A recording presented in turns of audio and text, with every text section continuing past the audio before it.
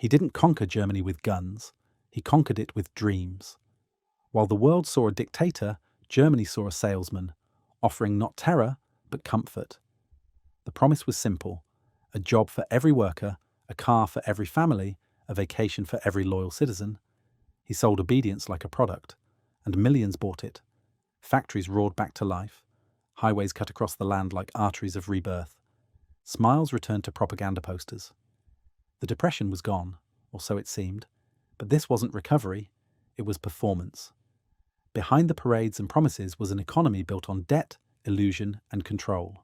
The Nazi dream wasn't free, it was financed, and every paycheck came with a price: your silence. Because Hitler understood something most politicians don't. People don't follow ideology, they follow comfort. He didn't just rebuild a nation, he rebranded fascism. When Hitler took power in 1933, Germany wasn't just wounded, it was bleeding out. Factories stood silent, banks had collapsed, unemployment was the highest in Europe. And the nation that once prided itself on discipline and precision was now living off despair. The Weimar Republic had promised democracy, but delivered debt. People didn't want freedom anymore. They wanted stability, and Hitler gave it to them, or at least the illusion of it. Within months, unemployment began to fall. Construction projects exploded across the country. Highways, stadiums, schools. Monuments not to education or transport, but to momentum. The regime didn't just rebuild the economy, it rebuilt the feeling of belonging. Every newspaper, every radio broadcast, every speech told the same story. Germany is working again. And the numbers agreed. Factories reopened. Wages rose. The stock market steadied. To the average German, life was finally improving. But behind the miracle was manipulation. Hitler's new jobs were funded by massive state borrowing, hidden behind creative accounting and patriotic slogans. Unemployment didn't vanish, it was redefined. Women were pushed out of the workforce, Jews were dismissed from public office, and men were drafted into the army before there was even a war. The economy didn't recover, it was conscripted. Every paycheck was proof not of prosperity, but of obedience. Still, it worked. Germany was smiling again. The trains ran on time, the flags flew high, and millions believed they were living in a renaissance. They weren't citizens anymore. They were participants in a performance, a nation rehearsing prosperity for the cameras. And like all great advertising campaigns, it didn't need to be true. It just needed to look convincing. The Nazi economy was a miracle until you looked under the hood. On the surface, Germany was roaring back to life. Steel mills burned through the night. New factories opened every week. Posters showed smiling workers holding hammers beneath swastikas, as if unity itself could power production. But this wasn't capitalism. It wasn't socialism either. It was theatre, an economy scripted by propaganda and staged for the world to see. At the centre of it all stood one idea: consumption as control. The regime didn't just want citizens to work, it wanted them to believe. So they built a dream economy where loyalty came with perks. The organisation Kraft durch Freude, Strength Through Joy, offered cheap vacations, cruises, and theatre tickets to the hard-working people of the Reich. The Volkswagen, the people's car, was marketed as proof that even the average worker could soon afford modern luxury. It was fascism, repackaged as a lifestyle brand. You didn't just serve the state, you subscribed to it. But beneath that optimism was quiet desperation. The Volkswagen factory didn't produce cars for families, it produced tanks for war. The vacations were tools of surveillance, and the jobs were often forced labour by another name. The Nazi economy was fueled by two things: debt and delusion. Rearmament was disguised as recovery. Every factory expansion was another step toward war. Every smiling worker in a brochure was part of a machine designed for conquest. Still, the illusion was perfect. Foreign journalists toured German factories and praised their efficiency. Visitors from America and Britain admired the highways and housing projects. No one saw the books being cooked or the truth being buried. Because in a dictatorship, statistics don't measure success, they manufacture it. Hitler didn't fix Germany's economy. He hypnotized it. He built an engine that ran on belief.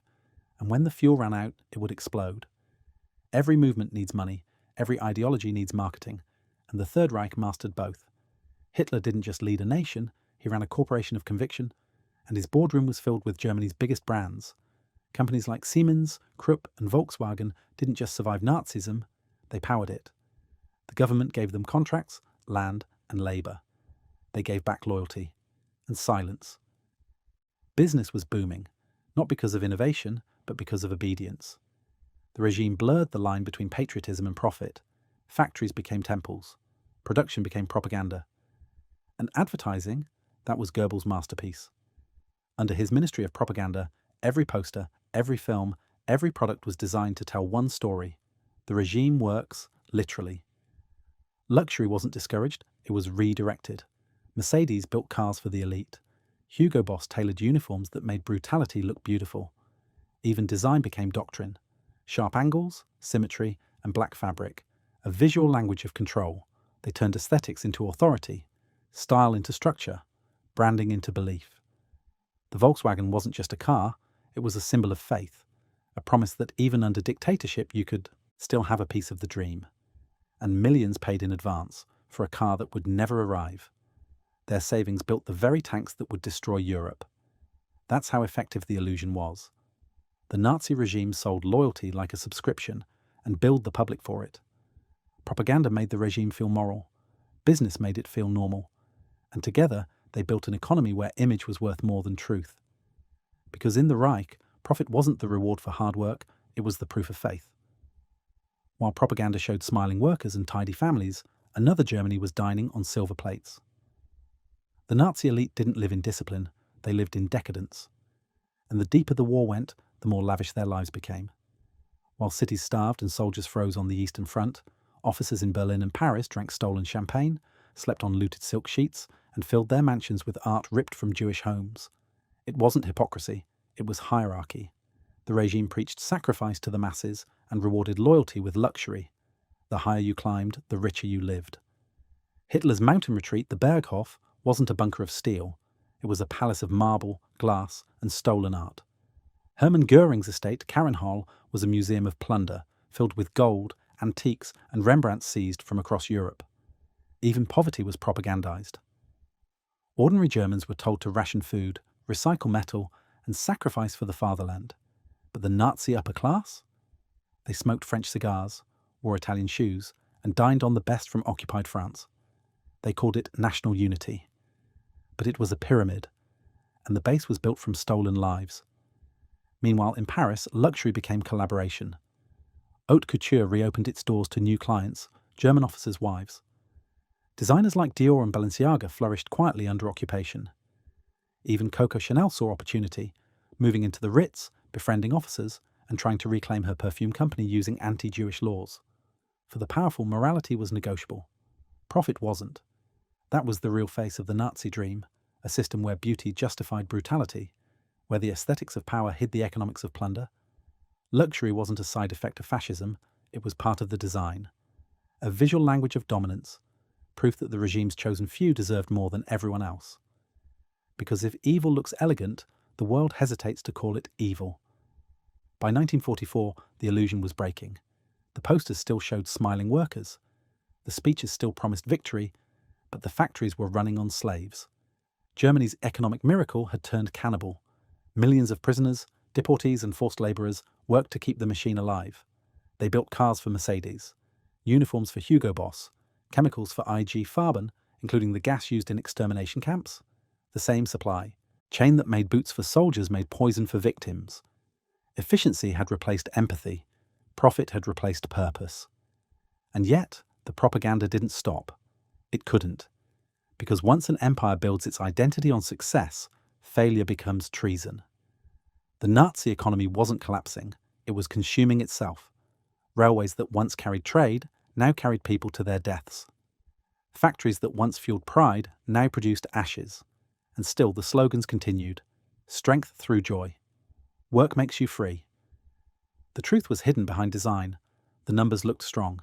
The images looked perfect. But the system was hollow, a shell of propaganda wrapped around suffering. When Berlin finally fell, there was nothing left to sell. The cars, the uniforms, the art, all trophies of a dream that devoured itself. And the companies that built that dream? Most survived. They apologized, rebranded, and sold their products to a new world that preferred not to remember. Because that's how illusion works. It doesn't need to win. It just needs to look good long enough to cash out. In the end, the Nazi dream wasn't destroyed by bombs. It expired under its own deceit. a system built on obedience, sustained by denial, and undone by truth. And the price of obedience was everything. In the end, the Nazi regime didn't collapse because the dream failed. It collapsed because it worked too well. It proved how easily people trade freedom for comfort, how propaganda disguised as prosperity can make obedience feel like choice.